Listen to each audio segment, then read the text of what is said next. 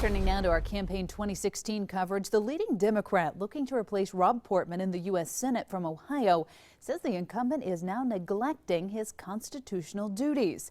That's what Ted Strickland told First News reporter Jerry Ricciuti this morning during a campaign stop in Youngstown. Jerry joins me here live in the studio with more on Strickland's visit. Hi, Jerry. Hi, Lauren. As what many have been calling a very tight race heading towards November, the one-time Valley congressman and Ohio governor is now taking his opponent to task over filling a vacancy on the nation's highest court.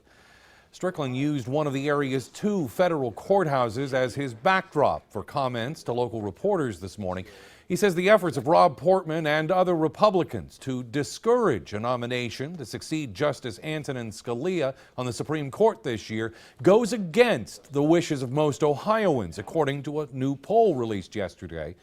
Portman is on record as wanting to wait until after the presidential election to choose a replacement, something then Senator and now Vice President Joe Biden pushed for back in 1992 when he chaired the Judiciary Committee. But when I asked Strickland about that this morning, he couldn't remember.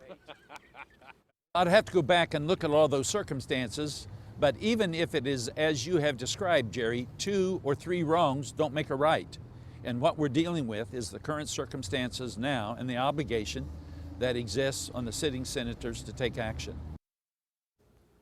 Strickland says President Obama has a duty to nominate a replacement for Justice Scalia and that the Senate should then act quickly to vote on the matter, although he says he won't try to suggest how the senators should be voting. Coming up tonight, we'll have reaction to all this from the Portman camp, as well as the words Vice President Biden used 24 years ago to put it all into context for you. Lauren?